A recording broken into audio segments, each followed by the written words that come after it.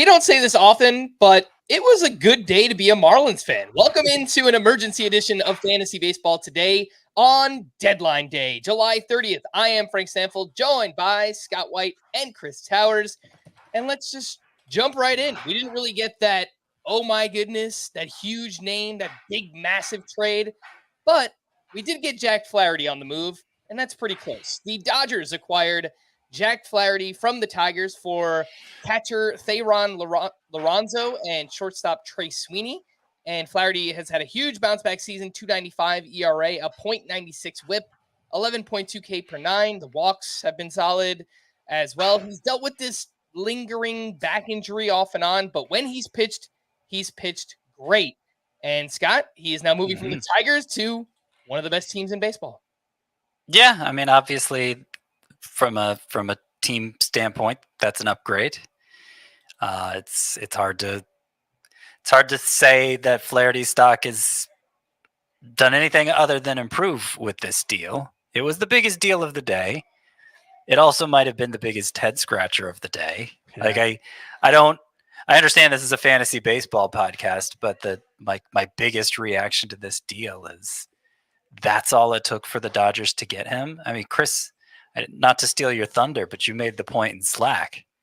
The Astros gave up considerably more for Yusei Kikuchi than the Dodgers gave up for Jack Flaherty. And I just wonder what all the other contenders were doing, what the Tigers were doing. I mean, why not just settle for the compensation pick if it feels like there must be some really scary stuff in Jack Flaherty's medicals, right? We're talking about a guy who's missed a lot of time with shoulder injuries over the past few years, has missed time this season with a back injury. Like it must be just... It's 2 months. It's 2 months and he's pitching well. Yeah, no, I completely agree. And the Tigers just must really like Lorenzo, who is a catcher who is already starting to play a lot of first base and DH in the minors, and who is hitting 220 with basically an average weighted runs created plus in high A. Just turned 21. Big tools, but it feels really light given what everybody else gave up for significantly less impactful players than Jack Flaherty. Mm-hmm. Do you think this significantly improves his fantasy value? I mean, obviously the win potential, but going from Comerica to Dodger Stadium, could be a little bit more home run prone. What do you guys think? I mean, the 15 to 25 range in my starting pitcher rankings there's a lot of maneuverability in that range, and so I could see sliding Flaherty up within it. But I don't know. He's already been so good. Better chance for wins and to avoid losses, I would say. I mean, his value goes up. It's not completely transformed, but it goes up a little bit. I don't think we have to overthink it beyond this. If he's a true talent, 32% strikeout rate, 5% walk rate guy, the park doesn't matter. Right. Like if that's who Jack Flaherty is now, he could pitch in the best park in baseball or the worst park in baseball. He's still going to be a high-end fantasy pitcher. Clearly there is some skepticism around baseball about how real this all is. But yeah, I agree. Like it's a slight arrow up. I don't even know that it's just, how could you be more skeptical of Jack Flaherty than Yusei Kikuchi? I don't know. I just feel like it was the Tigers panicking at the last minute. Maybe other teams didn't do their due diligence because the Tigers were asking for too much at first, and the Dodgers just happened to get in at the last moment. I don't know, but yeah. I have a hard time seeing that it's anything other than it's like that there's anything to worry about with Flaherty in this deal. I do wonder if it might affect if it might push out somebody like River Ryan, who we've been interested in. Mm-hmm. Not right now, but as some of their other I don't know if Walker Buehler ever comes back. What's the latest on Walker Buehler? Yeah, Bobby Miller. Yeah. I think they're both rehabbing. Yeah, I could see River Ryan getting crowded out because of this. Obviously, Justin Wrobleski, not that we're as interested in him. Yeah, that seems like the first domino to fall, right? Wrobleski gets out of the rotation, and then if and But when one he of was Miller already or on the way Buehler. out. Yeah. I wonder if this is any indication on like Yamamoto just maybe not kind of bouncing back, or he's further behind than we think. Well, I mean, this team needed a starter either way. Like, even if Yamamoto came back, that still would have left you with Kershaw, who I think we expect good things from, but is still a huge question mark coming back from the shoulder surgery. He's made one start. Gavin Stone seems fine, but it's not hard to imagine things going sideways for a guy with a 6.85 K per nine. So I think the Dodgers, no matter what, even if they were confident in Yamamoto, Buehler, and Miller, enough things have gone wrong already that I think they had to add a starting pitcher.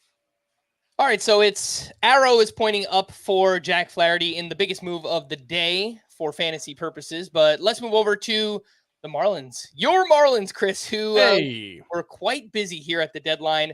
The Padres acquired Tanner Scott and Bryan Hoeing from the Marlins for a haul that included pitchers Robbie Snelling and Adam Major, plus infielders Graham Pauley and Jay Beshears. And the Padres, we'll start there. They have built a juggernaut of a bullpen from a real life perspective. I mean, this is, reminiscent of the Royals when they won the World Series, when they had all those amazing arms at the back end of their bullpen, because they have Robert Suarez now. They have Tanner Scott. They acquired Jason Adam. They still have Jeremiah Estrada. So it's a great bullpen here with the Padres. It shortens games for their relievers. But from a fantasy perspective, Tanner Scott is awesome. He's also not going to get saves anymore either. So if you play in just a traditional 5x5 categories league with saves as a category, is Tanner Scott just droppable? I mean, were you asking Chris or were you asking me? So I would just say that if your waivers don't run until Sunday, there's no need to make a move. Maybe the Padres do something unexpected and give Tanner Scott some save opportunities, but Robert Suarez has been so good that I don't see any reason to think that's going to happen. So, yeah, I think in short order, we're going to be dropping Tanner Scott pretty much across the board. So, yeah, I think that's fair. I mean, maybe they can mix and match a little bit just because Tanner Scott has been really, really good over the past 2 seasons. So it wouldn't be crazy, but, Robert Suarez has obviously had a huge breakout season in that bullpen as well. I am a little skeptical of Scott because his walk rate is about double what it was last year. Like last year, you could say, okay, look at how much better his control is. That's why he's suddenly so good. And that has regressed. He does have a 1.12 ERA, and so it's hard to poke too many holes in that, I guess. But also, he's the one of the 4 relievers you mentioned who's left-handed. So I imagine the Padres would want to keep him more versatile. Their manager doesn't seem like the sort that would take to the closer committee. So yeah, I think I'm in all but the sort of leagues where saves are always scarce on the waiver wire. I think it's totally fine to drop Scott. Let's talk about this return for the Marlins, and maybe I'm just overvaluing these names because they were ranked highly coming into the season. They have had down seasons in the minors. There's no doubt about that, but these were really highly ranked prospects. Robbie Snelling, a 20-year-old lefty, he entered the season as one of the top pitching prospects in baseball. The numbers at AA have been atrocious. Adam Major, we've seen 8 starts for the Padres. It hasn't been good. 7.49 ERA, 181 WHIP. Graham Pauley, 23-year-old third base prospect, has not been good this season in the minors either, but last year, 23 homers, 22 steals. And then Jay Beshears, a 22-year-old second baseman, hasn't shown much offensively yet. But Chris, what did you think here on the return for the Marlins? So I think this is something that you have to keep in mind when it comes to mid-season prospect updates is like MLB Pipeline hasn't updated their team-by-team rankings yet, right? Like a lot of, Baseball Prospectus only did the top 50 mid-season updates. So it's hard to say where all of these guys rank, given that they were all pretty highly regarded before the season and are not having good seasons. That being said, from a Marlins fan perspective, you have to love it. Like, if nothing else, these guys are lottery tickets. These are guys who are obviously talented. They're young. They're interesting players. You know, this has kind of been the Marlins' MO at this trade deadline, is just acquiring a bunch of guys. No, like, can't miss prospects in any of the deals that the Marlins made, but they just got a ton of volume and a ton of guys who are like, I don't know, 100 to 180 ranked prospects. And so if they get 2 or 3 starters out of their whole trade deadline haul, I'm thrilled with it. Yeah. Mm-hmm. But these are all players who have taken a hit in terms of their prospect standing. But I like it. I really like what the Marlins did here at the deadline, because they didn't give up that much. They didn't have much they could give up, other than Jazz Chisholm, of course. Yeah. And that was the one that got the biggest return. But between all the trades they made, Chisholm, Tanner Scott, I couldn't even list them all. Trevor Rogers. Yeah, I'm sure we'll get to that one. Oh, yeah. Like, they collected a stable of really interesting prospects, not top prospects, but former top prospects who just kind of lost some of their shine, like a Robbie Snelling, or kind of emerging prospects like an Agustin Ramirez or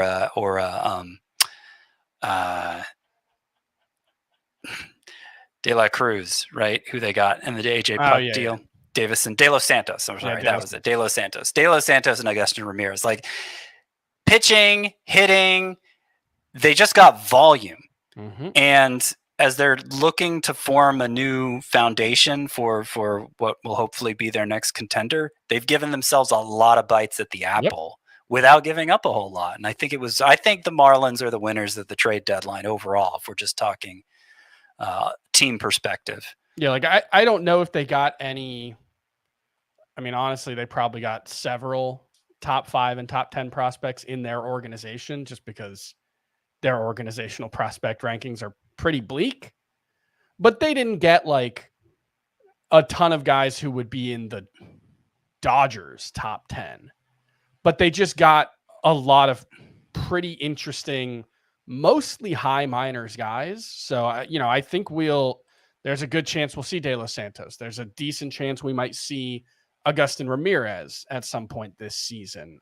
Graham Pauley has already been at AAA. Like, a lot of guys who might be fantasy relevant very quickly and are obviously going to have an opportunity on a team that, you look at the Marlins right now, Xavier Edwards is like the only guy who might be on the team in 2025 in like a starting capacity. Like, things are pretty bleak there. So a lot of guys that we should see fairly soon. Like, they didn't add Connor Norby right to the roster, but it wouldn't surprise me if that happened fairly quickly. Yeah. Go ahead, Scott.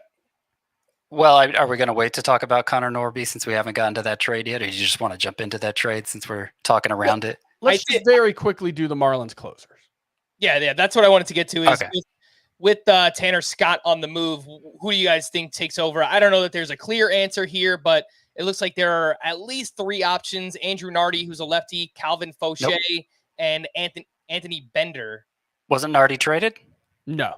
I don't think so. Oh, was that a false report I saw? Okay. No, they traded Chargois. I don't know how. JT Chargois, yeah. Yeah.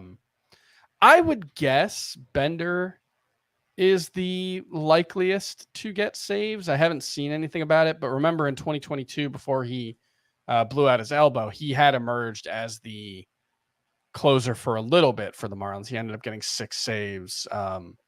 He's having a fine season, 3.83 ERA. The underlying numbers are better.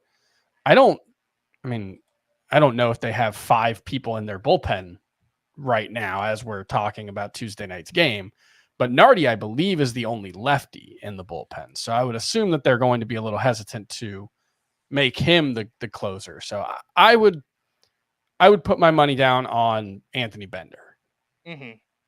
Scott? Well, Calvin Faucher. I don't know how Faucher. to say his last name. Faucher. He has been the 8th inning guy. Mm-hmm. So Yeah, could be him. I would guess Bender too, but like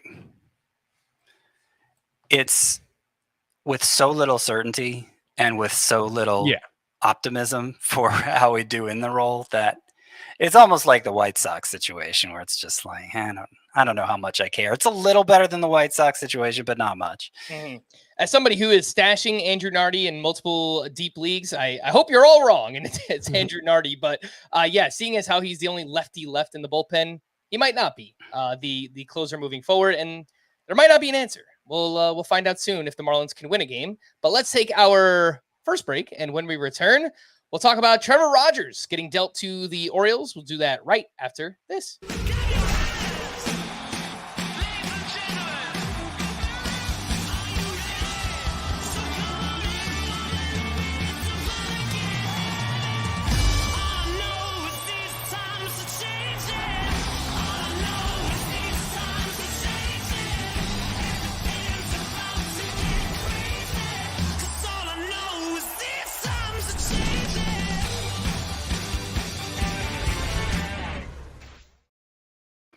Welcome back in, and the Marlins aren't done yet. They traded away Trevor Rogers to the Orioles in exchange for Connor Norby and Kyle Stowers, another return that seems very, very interesting and pretty favorable for the Marlins.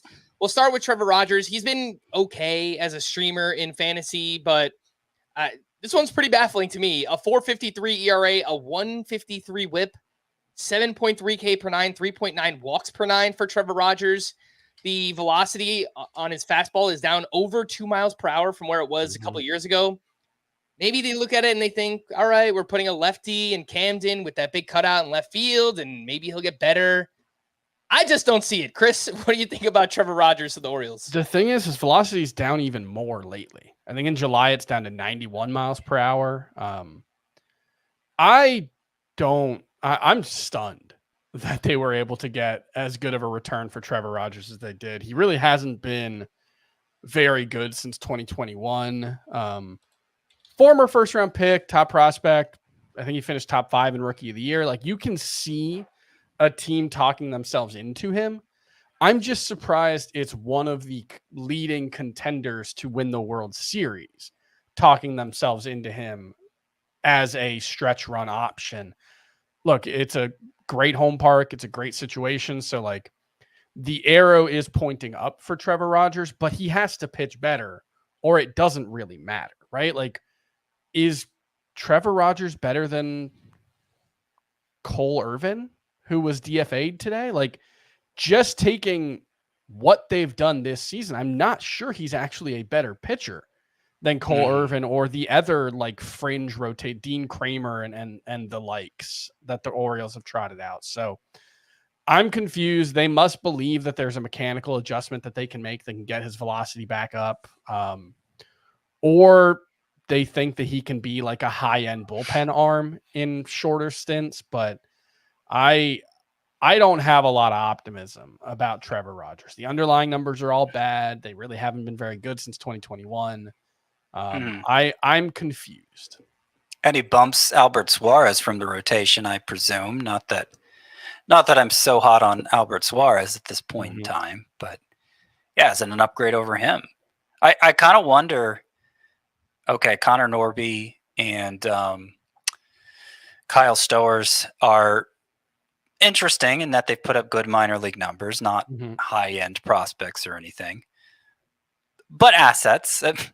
I'd argue they're better than what the Dodgers gave up for Jack Flaherty, but maybe that's just me.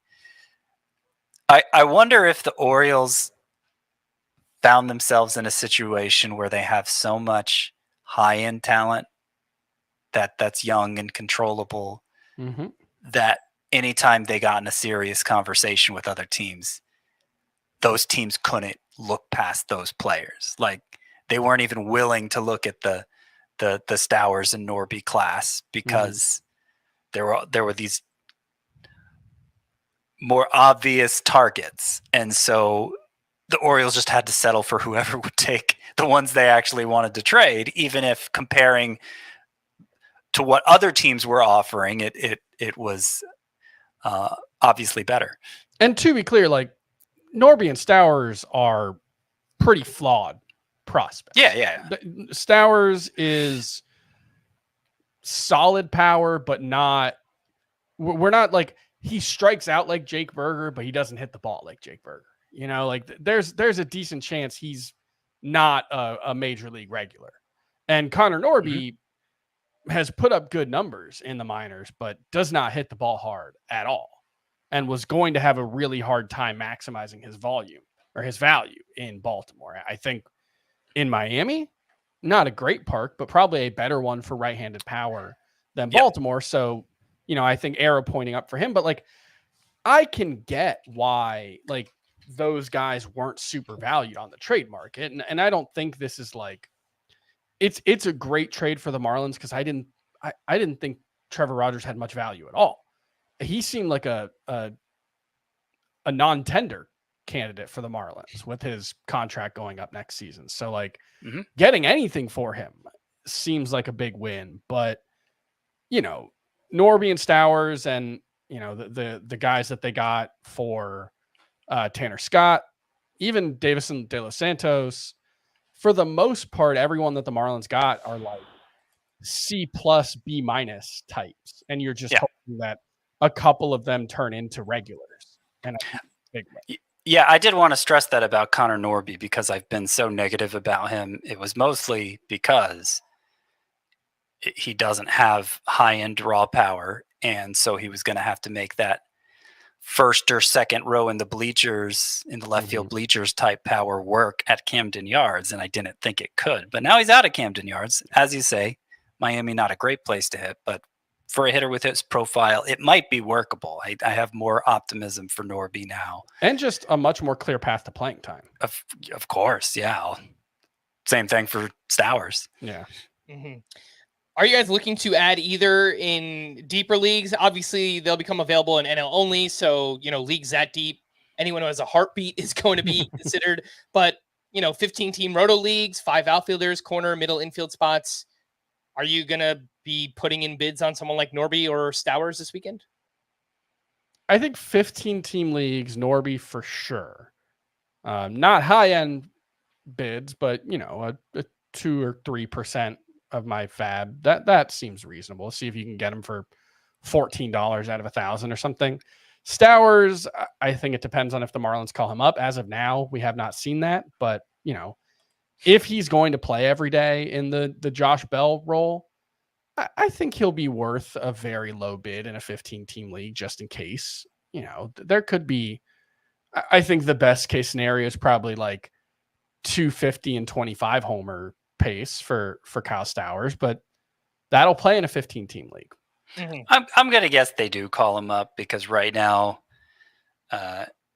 roster resource shows Forrest Wall as their left fielder. Yeah, Emmanuel Rivera, I believe, is the name of their DH today.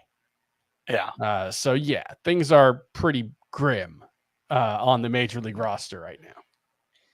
Otto Lopez is their second baseman. Right. It was just good. Jonah Bryan is their, I think we should see Davison De Los Santos and Connor Norby and Kyle Stowers before the end of the year, certainly, but specifically the Orioles guys, I would think this weekend. Poor Jake Berger. He's like the only guy left from last year's team. Yeah. I mean, I don't literally him, Jesus Sanchez and Nick Fortes are the only hitters left over from last year's team. I can't really say poor Jake Berger because he also just hasn't been good, right? Like we were excited about Berger coming into the season and he just. I know, but he seemed to have so much fun last year. And now. If he was having a good year, he probably would be on a contender right now. His fortunes have turned. Yes, they surely have. Want to get back to the Orioles for just a second because the next question, anytime there's a move with the Orioles is, does this mean Kobe Mayo is next? But they also traded for Eloy Jimenez, which seems like a head scratcher. And he doesn't directly influence the third base role, but it's just another DH only bat that kind of factors in here. Maybe he's just a short side platoon for like Ryan O'Hearn, but they're also trying to find at bats for Heston Kjerstad right now. So just are they? not really sure how everything fits with the Orioles. Because I think they foreclosed the finding of the bats for Heston Kjerstad with this move. Yeah, I think my read on Eloy is just he has a $16.5 million player option for 2025. There is no way the White Sox were going to pick that up. So I think the guy they gave up for him is a reliever who's having a very good season. He's also 26 years old and just got to AAA for the first time this season. So they gave up nothing for him. Maybe a middle reliever in the long term, but it's just an opportunity to see if, hey, maybe Eloy Jimenez is having a terrible season because he's in the most miserable offense of the last 50 years. and that's not an exaggeration. The White Sox are on pace for the lowest run scored, I believe, since 1969 in a non-strike short season. So maybe he bounces back. If not, they pay him $3 million this offseason to go away, and he signs for like $6 million. Like that's the trajectory we're on for Eloy Jimenez. So I really think with the Orioles looking at him, it's just let's see if we can catch lightning in a bottle with a guy who was a very good hitter a couple of years ago. But seriously, you can probably dump Heston Kjerstad with this. Probably, yeah. I mean, there was some talk that maybe Ryan Mountcastle could be on the move, but it didn't happen. Yeah, they didn't move anybody. Obviously going to play, and they have Ryan O'Hearn, of course, and it's not even clear. Like, is O'Hearn going to go to the outfield? Does that mean Colton Cowser's playing time is going to be cut into with the acquisition of Eloy Jimenez? Like, I just don't see how there's any path for playing time for Kjerstad now. There may still be for Kobe Mayo if they're willing to stomach him at third base, but given that he's not up yet, I think that's very much a question. Notably did not call him up after the deadline. Yeah, they had to make a roster move, and they called up just some kind of... They called up a catcher who I'd never heard of. So, it sounds like Chris doesn't have much optimism on Eloy, which I totally get, but Scott, how about you? I mean, is there any chance, are you looking to add Eloy in case, he can maybe just make some noise with Baltimore? Or I mean, look, I've had him this whole time in Tout Wars and TGFBI 15-team roto leagues, hoping. So, the exit velocities are still good, especially for a guy who strikes out less than 20% of the time. It wasn't long ago that we saw Jimenez be a productive hitter,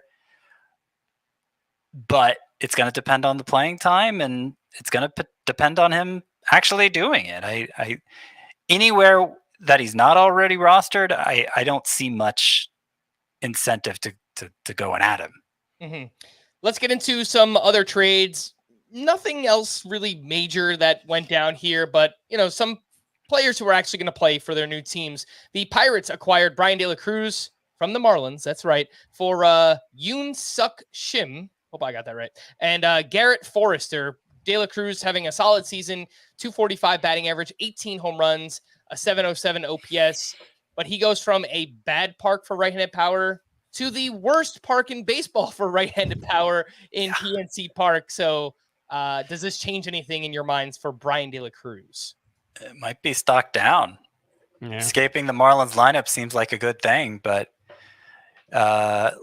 doing the whole StatCast expected home runs by ballpark, 4 fewer if he'd played every game at PNC Park this year, and 10 fewer over the last 3 years.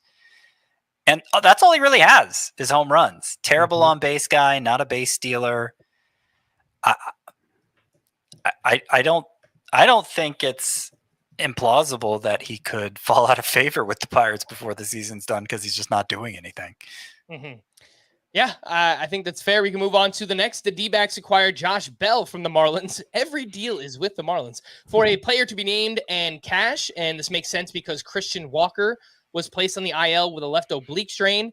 Josh Bell has been okay, 239 batting average, 14 home runs, 699 OPS. He has been much better so far in the second half, 10 games, 342 batting average, 5 home runs, a 1208 OPS. Chris, any interest here on Josh Bell? I mean, he does move to a much better lineup, but he's hot right now. Yeah. 5 homers in his last 7 games. I don't know if you mentioned that. And look, last year when the Marlins acquired him, he had a 701 OPS with the Guardians. And then he, I think it was like a 830 OPS or something the rest of the way. Right now, he has a 699 OPS. Like there is precedent for Josh Bell getting really hot in the second half. I think he's been a better second half player overall. I think he's like 40% rostered, even with this hot streak. Probably not like a huge priority, but it's a significantly better lineup. He's probably going to play every day for at least the next month. And after that, if he gets hot like Josh Bell is known to do, he can absolutely be a must-start fantasy player. He hasn't been anything close to that this season, and I don't necessarily expect it, but it's well within the realm of possibility. So if you need power, I think there are worse bets to be made than Josh Bell.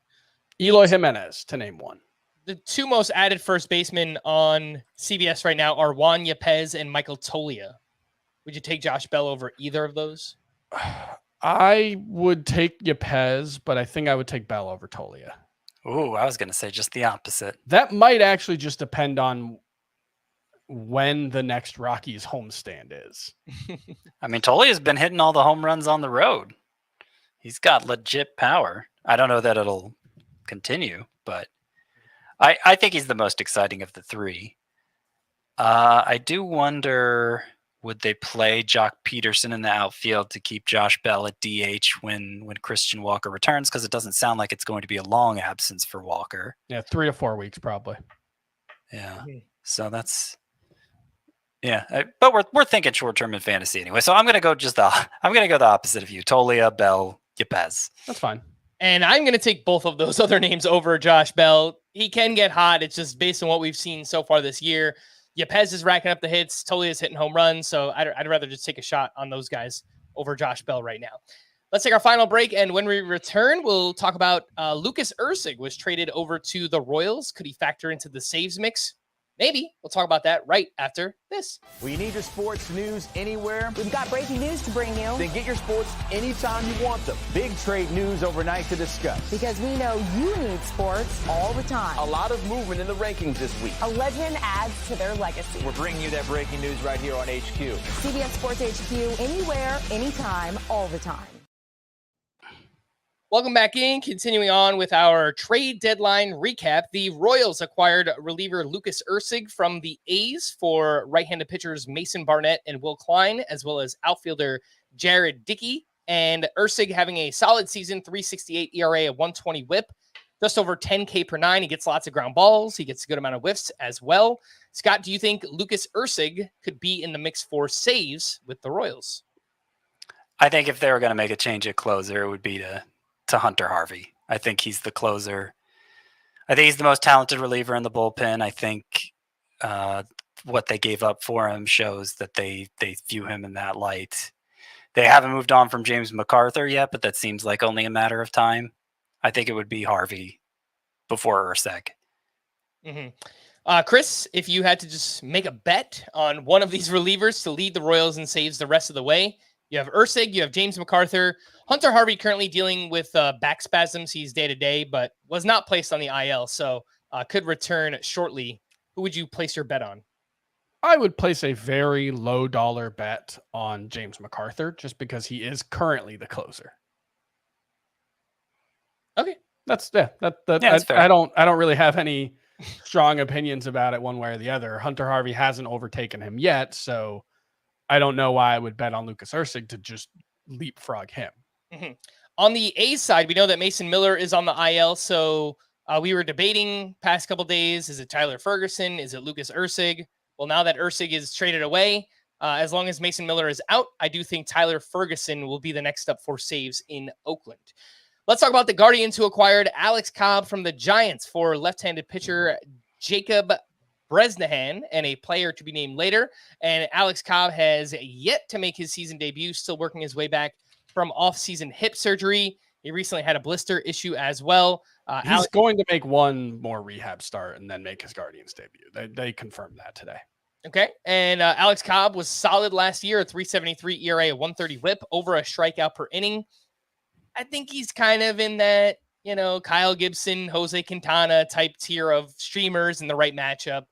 Chris, Any excitement for Alex Cobb to the Guardians? I think the bigger excitement is Hayden Birdsong, who's getting put back in the Giants rotation now. Yeah, if I was going to add one of them, it would be Hayden Birdsong. I'm glad I didn't drop him in TGFBI where I have him, because he looks like he could be a really good pitcher. I mean, the past 2 starts are carrying a lot of weight for him, but all of a sudden he's up to a 30% strikeout rate in the majors.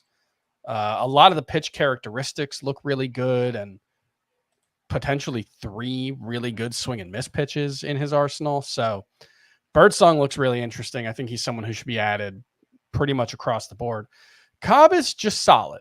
He's very rarely much more than solid, but he's going to a good team that tends to maximize their pitchers. Park has actually played up this year, so it's a downgrade from what we were expecting. But I think Alex Cobb is probably going to have like a 3.80 ERA, because that's what he's done 3 years in a row.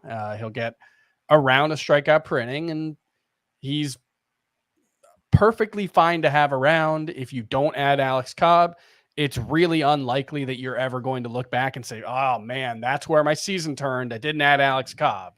So it's fine. He's perfectly fine. Scott, do you think Hayden Birdsong becomes a priority add amongst pitchers? Yeah, I mean, I'd add him over any of the sort of fringe prospects, the Marlins acquisitions. Would you add him over River Ryan? Yeah, I'd add him over River Ryan because there's more job security there. And he might just be better than River Ryan, getting tons of swing and misses on his secondary pitches. Yeah, the most 39.7% or higher on the slider, curveball, and change. Yeah, for Hayden Birdsong. The most added pitcher on CBS right now is Tyler Phillips of the Phillies, who threw a complete game over the weekend. Would you guys rather Birdsong? Yes. All right. I agree with that.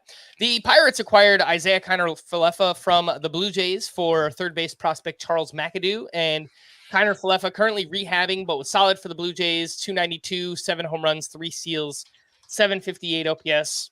I'm sure they'll find somewhere for Isaiah Kiner-Falefa to play, but this doesn't really move the needle, right?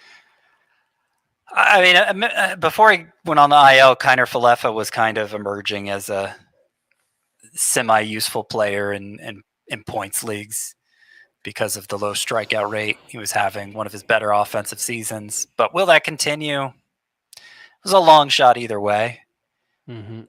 I think it's a pretty inconsequential move for fantasy. I will say that I like Charles McAdoo. He's been one of my favorite emerging prospects this year. Between high A and double A, he's slashed 315, 394, 538, has 14 homers, 17 steals, plays third base in the outfield. And the Blue Jays are, we've raved about what the Marlins did in stockpiling young talent that could turn into something. I think the Blue Jays are right behind them between this McAdoo acquisition and what they got back in the Yusei Kikuchi deal. And I think there were some other ones too. Yeah. The Royals acquired Paul DeJong from the White Sox for right-handed pitcher Gerald Rosado. And DeJong has been solid, 228 batting average, 18 home runs. Just don't really see a place that he's going to play. Chris, does this matter at all, Paul DeJong to the Royals? It matters quite a bit for my AL-only Tout Wars team, where Paul DeJong has been really valuable for me, so I'm a little upset. I mean, look, like their combination of Michael Massey, Michael Garcia, and Garrett Hampson is pretty underwhelming across second and third base. So, like, I could see Paul DeJong working his way into that grouping and playing somewhat regular. Michael Garcia has been kind of a disaster this year. I know we were doing some victory lapping around April 10th or so, but things have been really bad since then. Massey, I think, is probably pretty safe. For what it's worth, because I know like the OPS and everything, batting average. Oh, he's been pretty good for fantasy. Right. He's still a top 12 third baseman on the year in points leagues. And I think the same in yeah. Oh my gosh. He's 24 steals. He has the 5th most points at second base, Michael Garcia, the number 5 second baseman in points leagues. Wow. But now he's moved down the lineup, and like I think DeJong will play, but probably not every day. Is like he'll play somewhere occasionally. Yeah, we had some other pitchers on the move. The Mets acquired Paul Blackburn from the A's. The Padres acquired Martin Perez from the Pirates. Pretty much back-end starters for their respective teams. I don't think either of these matter, do they? Paul Blackburn to the Mets, Martin Perez to the Padres. Blackburn always has a stretch where it looks good, and it's obviously a better team, but a worse park. So I don't know. Probably not. All right. Some other reliever trades that we got. The Red Sox acquired Luis Garcia from the Angels, and that likely means that Ben Joyce will be next up for saves in Anaheim. Right, Scott? Maybe. That's what I'd do. I can't speak for Ron Washington, but I think that's the most exciting choice.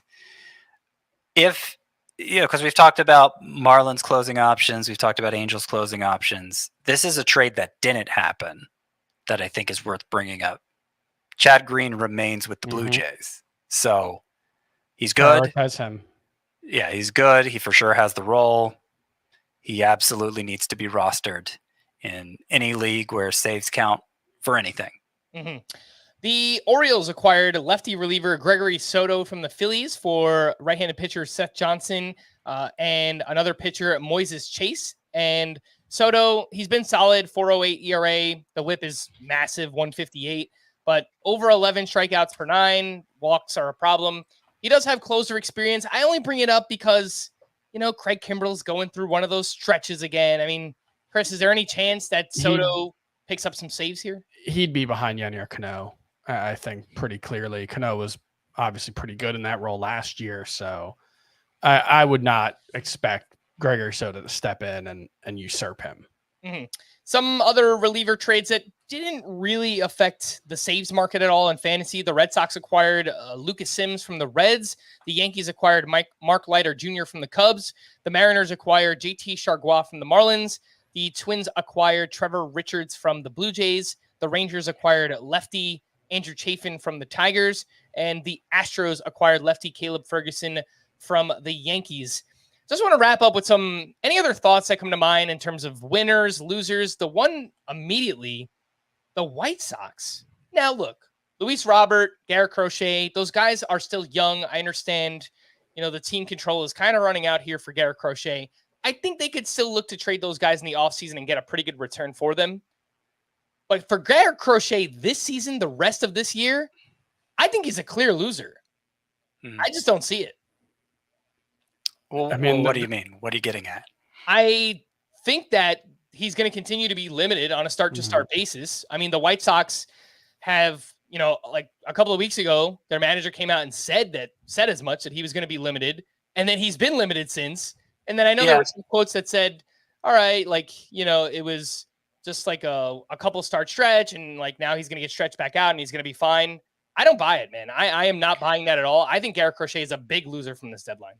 There's a lot of confusing messaging because on the one hand, it seems like Crochet is resistant to the idea of being limited. He's the one most pushing back against it. And yet it was also his camp that said if a contender acquired him, they'd have to sign him to a long-term deal, which would seem to me, at least his representation is thinking about his workload, even if he's not. So look, there's a lot of ways you can explain what's happened with each individual start, because I know it's been about a month since he's had an outing where he worked deep into the game. And there's been explanations offered each time. I mean, last time out, he just didn't pitch that well. So, of course, he wasn't going to work deep into the game. But the plan, at least in his mind, is that he's going to build back up now that he's had a chance to limit his innings, get a nice extended rest here, and build back up and be a conventional starter again. I understand being skeptical. I think the way you approach him kind of depends how deep your league is, because he's a top 10 starting pitcher in fantasy, clearly, if he is given a full workload. And if he's not, he's going to be pretty hard to start. So I think the shallower the league, the harder, the more you can sell out for the upside, and you can afford to be optimistic and say, okay, it's going to play out exactly like Crochet thinks it's going to play out. But if you play in a deeper league, I don't know. You may have already missed your sell high window. Yeah, frankly. that's the biggest thing. Is like you're not dropping him right now. Right. And unless you think his value is going to go to zero, which I think that's a possibility. But unless you think his value is going to go to zero and you just need to get anything you can for him, yeah, I don't know I don't know if there's anything actionable here. I think you just got to roll with it. My expectations personally are like, I would be stunned if he threw more than 95 pitches in a game the rest of the way. But we have seen several occasions this season where he has gone 6 really good innings with less than 95 Right. pitches. So Right. He can do a lot with 95 pitches. it mostly just depends on how well he pitches. And I think the biggest thing that you have to think about with Garrett Crochet is not his values tanked. It's the margin for error is much slimmer now than it is certainly than it was early in the season, certainly than any other pitcher with his skill level. Like it is much easier for things to go wrong in any given start for Garrett Crochet. And maybe it's just he's not a must-start pitcher the rest of the way. I think that's reasonable to expect. But I don't think his value is just completely tanked either. However, him not being traded, and I think this is to Frank's point, it at least opens the door to the possibility that they just say, okay, your season's over at some point. 2 weeks from now, whenever. That is a possibility because what did the White Sox gain from pitching him? Yeah. No, that's exactly it. And I said that all along is that, outside of the obvious team context, moving from the White Sox to a contender, going to another team would have meant that he's not getting shut down and that they want to continue to use him as a starter and, he'll have opportunities for wins. Those things are not there really at all with the White Sox. So I had him ranked as a top 20 starting pitcher heading into today, and just eyeballing it when I update the rankings tomorrow, I think he's outside the top 30. I think he's somewhere in the mid 30s around like the Gosmans and Tanner Houts. And so I think that's reasonable. That's where I'm planning to move Garrett Crochet down in the rankings. Anyone else that stands out as a big winner, loser from this deadline outside of us, the fans, for, I guess, not getting a massive deal here on deadline day? Well, I'm going to write a winners and losers article, so I'll have more to say there.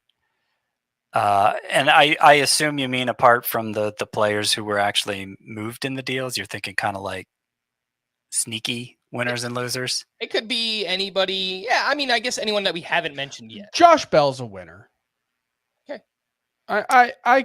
I think that's a big improvement for him, and I could see him getting hot and really mattering for fantasy.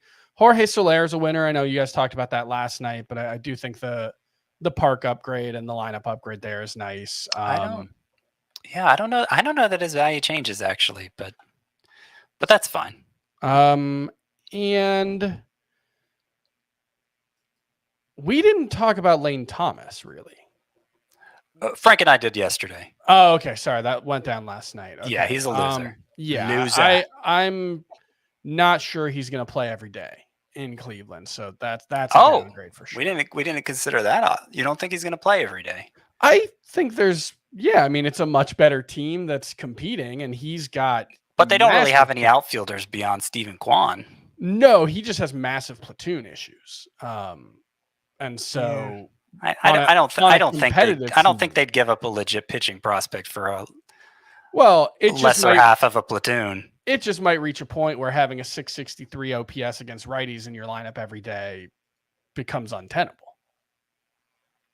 Yeah, I think there's just more risk there. I'm not saying he's definitely not an everyday player, but I just thought it was a bad park for him. That's why we talked about him as a loser. And I said his stolen base. Like he's become such a prolific base stealer that even if he does lose some power, it's probably not that big of a deal. So that was my take for what it's worth. Mm-hmm. I'm giving it just for you, Chris. The audience has already heard it. And then that's probably okay. So like some low key ones, Junior Caminero. I don't think he's going to be up tomorrow, but hopefully, yeah. I think he'll be up in a month. And forevermore after that. Dylan Cruz, I think, is very likely to be up at some point in the final 2 months. Let's see. So those are some winners. Losers, Jeff Hoffman. I mean, we talked about that when the deal happened. This is from a couple days ago. I don't. That's probably it for Tanner today. Scott's a fairly obvious one, but we expected that. Yeah. Sure, yeah. All right. Well, if you do, Mark Canna, if that matters. I didn't even bring up Mark Canna. Wow, how did I miss that? Yeah, he was traded to the Giants. So if you play in NL only, there you go. You get another serviceable outfielder in Mark Canna. But if you do want to find out more about winners and losers, be sure to check out Scott's article. You can find it on the site by tomorrow, cbssports.com/fantasy/baseball. We are going to wrap there. For Scott and Chris, I am Frank. Thanks as always for tuning in to Fantasy Baseball today. Please make sure to follow and leave a 5-star rating on Apple or Spotify. And we will be back again later on tonight in about, 4.5 hours. We'll see you then. Bye-bye.